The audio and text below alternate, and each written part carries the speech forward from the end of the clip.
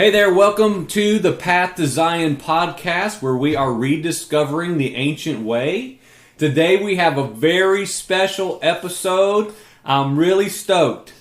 We have two special guests on the program today. One is Kristen, and the other is Noah.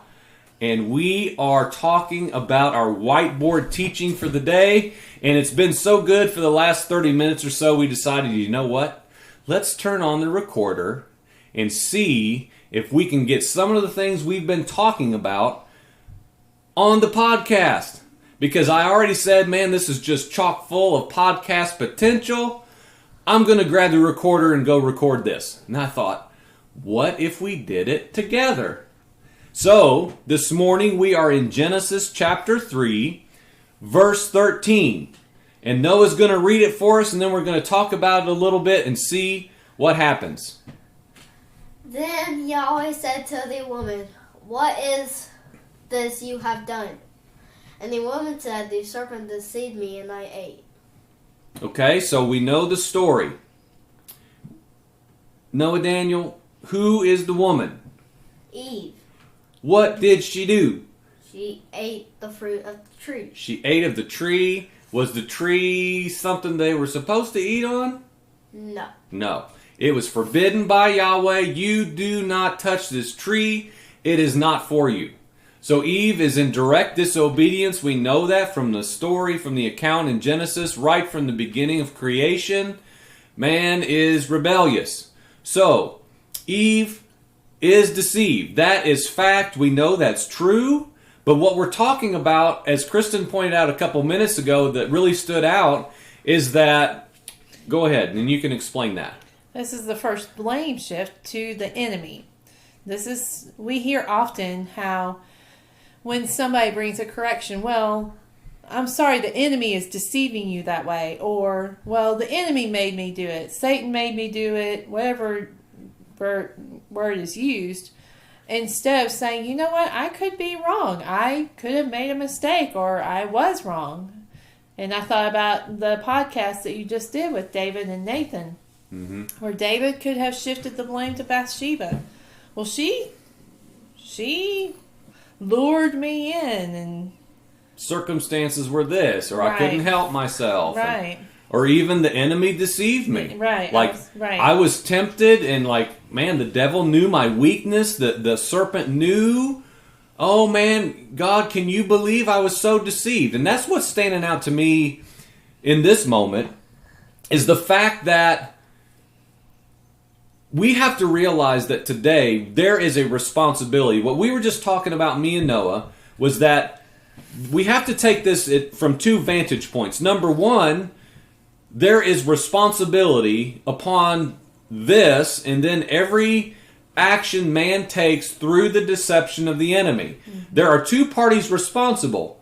Man is deceived by the great deceiver. There is an enemy that opposes God and hates mankind and deceives men to do things that brings God displeasure, rebellion. But the thing is that stood out to us as we were talking is judgment is set for the deceiver. The Lord will execute absolute judgment. He's already, in a sense, under judgment. He's under the confines and constraints of the government of God. Yahweh is seated enthroned over him and every other principality and power and absolute authority. And they can do no thing unless they approach the throne of God and beg and plead and grovel to be given permission to do any single thing. So, that is right and necessary and will take place. But in this case, Noah, what is this question here that Eve was asked by Yahweh? Read it again for us, just this part here. What is this you have done? Okay, so the main question here in this text specifically, in verse 13 of Genesis chapter 3, is Yahweh is saying, you know what, Eve? This and this very moment is about you. What is it you have done? And her response is what? Is it about herself, Noah, or is it about the deceiver? About the serpent. Okay, and why do you think that is? Why do you think she would shift blame? Because she wants to do this? No. Well, what does she want to do? She wants to avoid responsibility. She's avoiding responsibility. She's shifting blame. She's saying, you know what? She doesn't even at first acknowledge she did it. She says, I was deceived. She points her finger at the serpent and puts blame upon him and attempts to take it off of herself. But Yahweh's making it clear, as I'm saying, there's a twofold responsibility. And in this part of the text, Yahweh's saying, you know what? This and right here in this very moment, it's all about you. And so I think it would be good for us to like filter the things in our life, anything that comes to our life that we are faced with having to confront, that God allows to come to our, just in any circumstance of our life in needs of correction, of any word of there's rebellion in your heart, that we are quick to respond with willingness to say, you know what, I'm responsible. Like the thing with David, right. What was his response when the word of the Lord came through the prophet Nathan? Well, his response was, you're right. I've sinned against the Lord. He took the responsibility instead of shifting it to anybody else. He took responsibility. If that can be our first response, it shows a humility. It shows a hunger to please God. It shows that we desire to be taught. Even if the what is being asked of us is not accurate or is not completely right, can we not just say, you might be right, and ask and allow God to work in that? Mm-hmm. Instead of just shifting constantly the blame away, pointing the finger away from us. We don't want the finger pointed at us. Mm-hmm. So let's talk about two specific instances in our family. One was with me and Kristen last night, and one was with Noah and the two of us about, 12 minutes ago. That was perfect examples of this. One loosely connected, and then this morning with this little man next to me, exactly the same thing that we are all guilty of, that we all have to search ourselves and continually make sure this is not present in us, because last night Noah wasn't feeling well. He went to bed early. Kristen and I were talking. I don't remember how we got there. Probably not for the podcast. But we had this exchange where I could tell there was something off in her towards me. And so I asked her, is there something that we need to talk about? And she was somewhat reluctant to bring it up because I have a long history of not really receiving something I'm doing wrong very well. I'm trying to do better with that. I'd like to think that I am, but it's still a history there. And so we finally get to this point where that she brought some things to me that, in all honesty, I did not see in myself. I didn't instantaneously agree with, and I sure didn't say what David did, which is, okay, forgive me, I've wronged you. And if anything, I was wanting to avoid responsibility. I was wanting to shift blame not onto her, but onto just circumstantial conditions. I'm not who I used to be. You can't just look at me how you used to be. And none of us enjoy, even if we're willing now, okay? I believe our heart's posture oftentimes is, I really do want correction. I really do want instruction. I want to be right. But when that comes, we still have a choice and a process to submit ourselves to allow that to actually accomplish its purpose. So last night, we had to work through some things. I realized this morning as we were looking at this verse that a lot of these components of just an immediate unwillingness to give myself to hearing something I do not want to hear is still yet in me. And then Noah, this morning, as we're going over this verse, we're talking about this verse word for word, a teaching time. It's so good. Volumes of things in our dialogue as a family.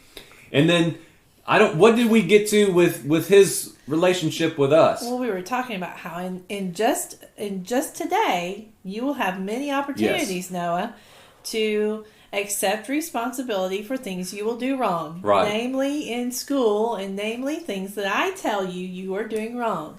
And so Daddy was saying, Noah, when Mommy says you need to slow down, take your time, and all those things that we say on a daily basis, you said, what was it that you said? Do you remember?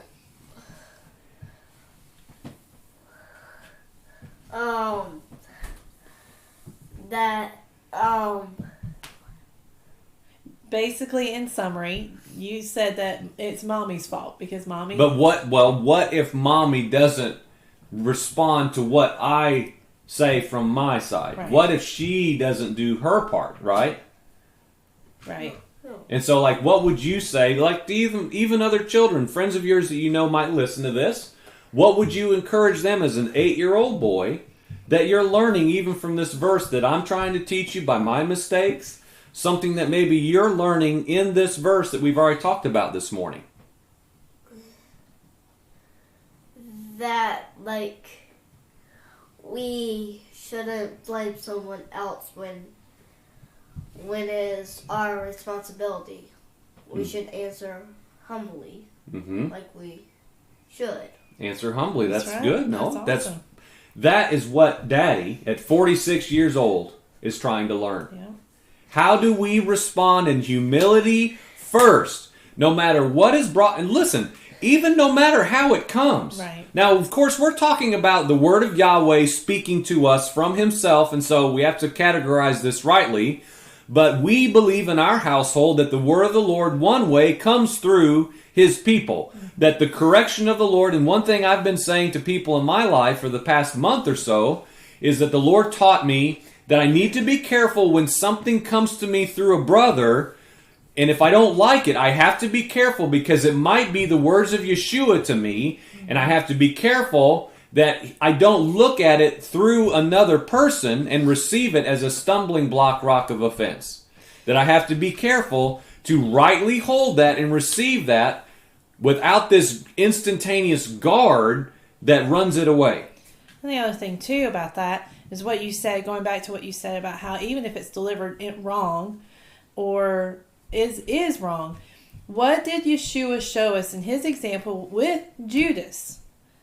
With Judas, he washed his feet. Mm-hmm. He washed Judas's feet. Why? Because he trusted Judas? Because Judas received correction from him? Mm-hmm.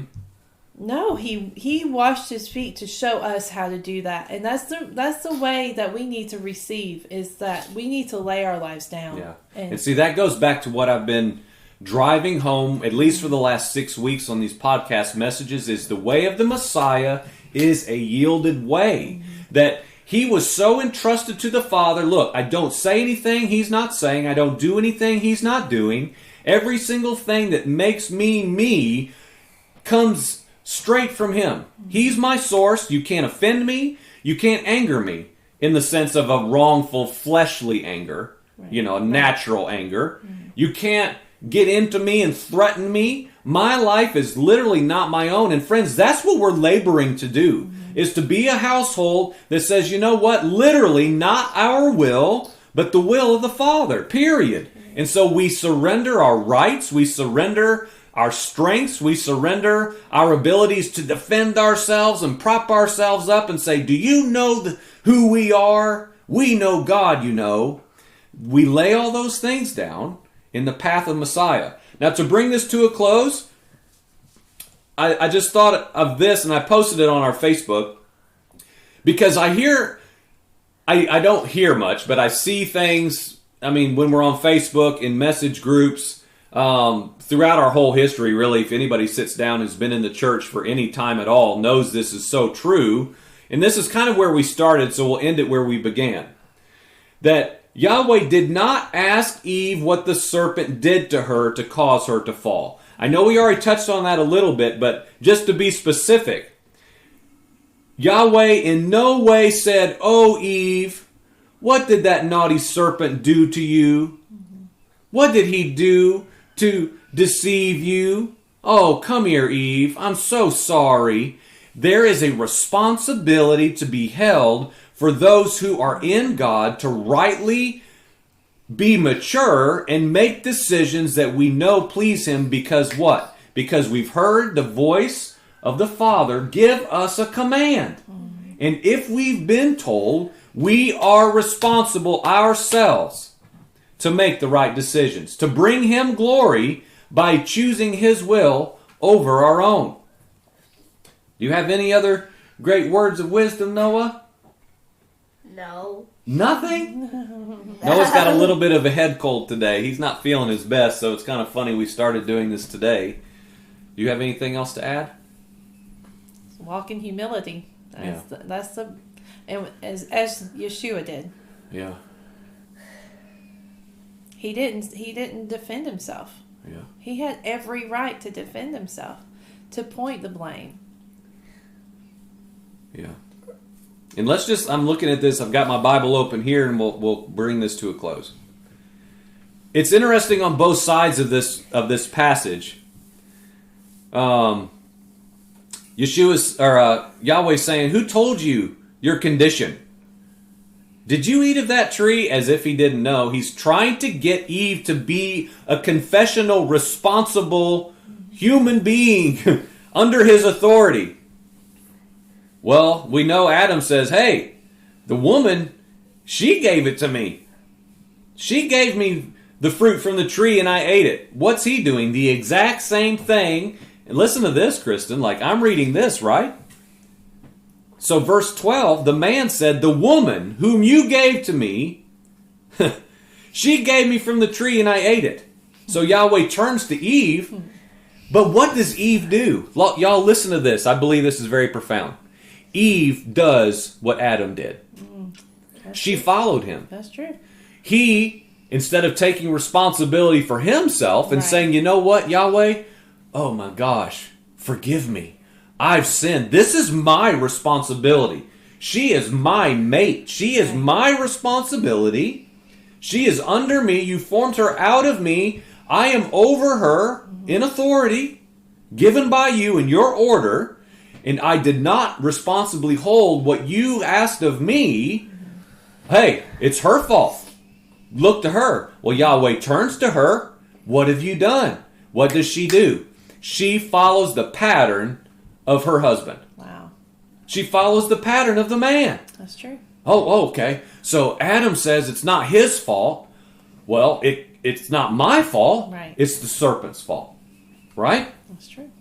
And here we go. It is a avalanche of rebellion. Thousands of years later, here we are. And look at culture. Look at Christian culture. The man says, hey, I'm not walking in any responsibility. Under any authority. I'm not under authority. I don't even know how to submit to authority. I don't, let alone wash my wife with the water of the word. I don't have, hey God, I'm not responsible. He goes to the woman, hey, he's not responsible. It's not my place, right? Could we say that? Right. It's not my place. I'm yielding to him, following what he's doing. He's not doing anything. He's shifting blame. He's not taking any responsibility. I'm not going to either. It's all the enemy. It's true. Now, Yahweh, thankfully, he finishes this little part up here, addressing the serpent. Cursed. All these things, again, that's right and good, but that's a whole other issue. We're talking about ourselves. So may we follow these patterns. May we learn how in the world to be godly people. Godly in the sense of like him. Holy. Set apart, consecrated, different, marked unto his purposes. So friends, today, are you doing this? Is your household doing this? All I'm saying is in humility, we are trying to do this. We are giving ourselves to learn what the eternal scriptures are teaching us from thousands of years before. From the very origin of mankind all the way to my kitchen table right here, right now, and to your ears. So friends, it's time to get on the ancient path. It's time to go the ancient way. Amen.